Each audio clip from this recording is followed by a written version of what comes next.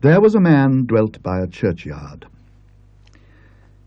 This, you know, is the beginning of the story about sprites and goblins, which Mamillius, the best child in Shakespeare, was telling to his mother the Queen and the court ladies when the king came in with his guards and hurried her off to prison. There is no more of the story. Mamillius died soon after, without having a chance of finishing it. Now, what was it going to have been? Shakespeare knew, no doubt, and I will be bold to say that I do. It was not going to be a new story. It was to be one which you have most likely heard, and even told. Everybody may set it in what frame he likes best. This is mine. There was a man dwelt by a churchyard. His house had a lower story of stone and an upper one of timber. The front windows looked out on the street, and the back ones on the churchyard. It had once belonged to the parish priest, but, this was in Queen Elizabeth's days, the priest was a married man and wanted more room. And besides, his wife disliked seeing the churchyard at night out of her bedroom window.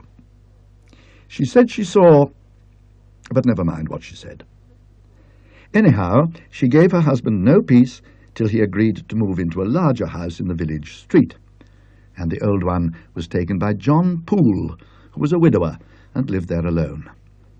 He was an elderly man who kept very much to himself, and people said he was something of a miser.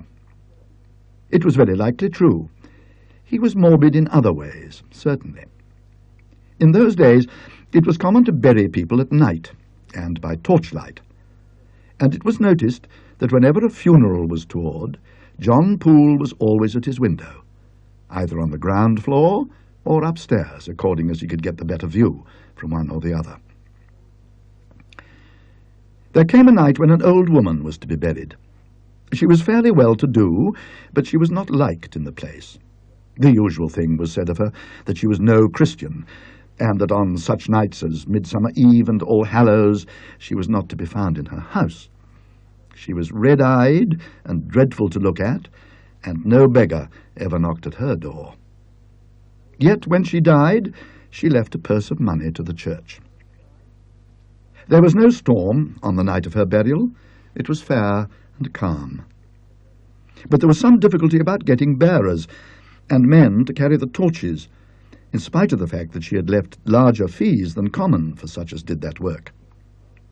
She was buried in woolen, without a coffin. No one was there but those who were actually needed, and John Poole, watching from his window.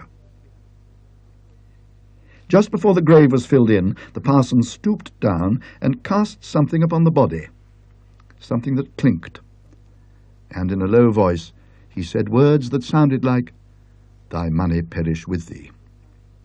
Then he walked quickly away, and so did the other men, leaving only one torchbearer to light the sexton and his boy while they shovelled the earth in.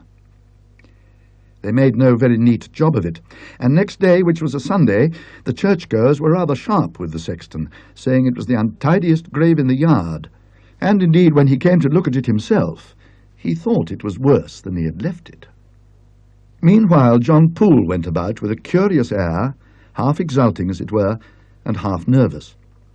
More than once he spent an evening at the inn, which was clean contrary to his usual habit, and to those who fell into talk with him there, he hinted that he had come into a little bit of money, and was looking out for a somewhat better house.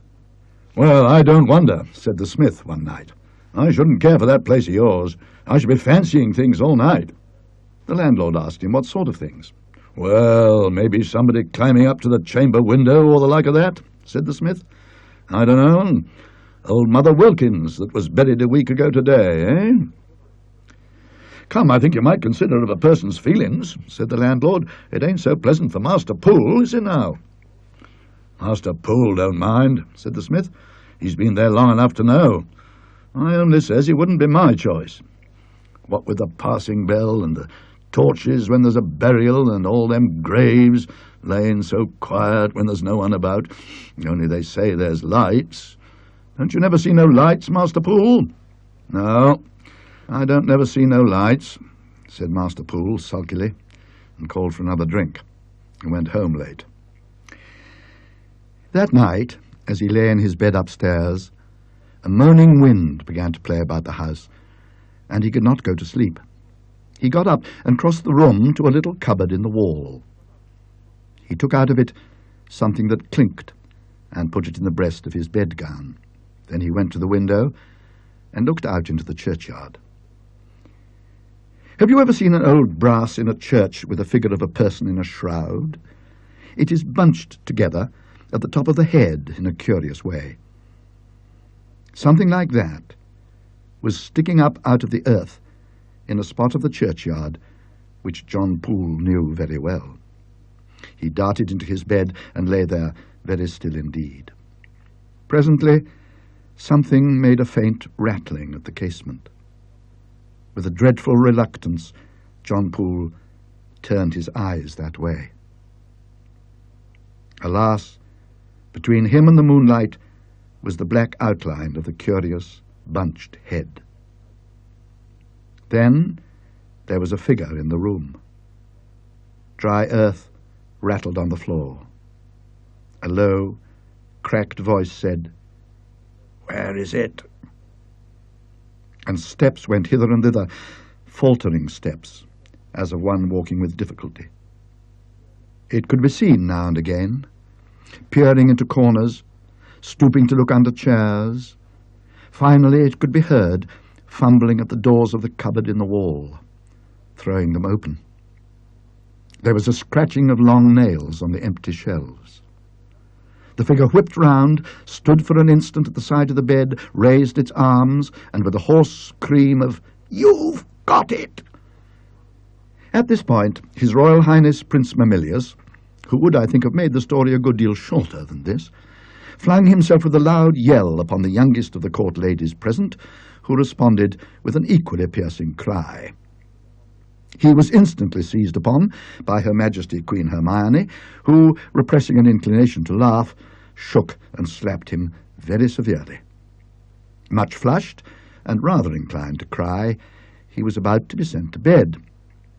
But, on the intercession of his victim, who had now recovered from the shock, he was eventually permitted to remain until his usual hour for retiring, by which time he, too, had so far recovered as to assert, in bidding good night to the company, that he knew another story quite 3 times as dreadful as that one, and would tell it on the first opportunity that offered.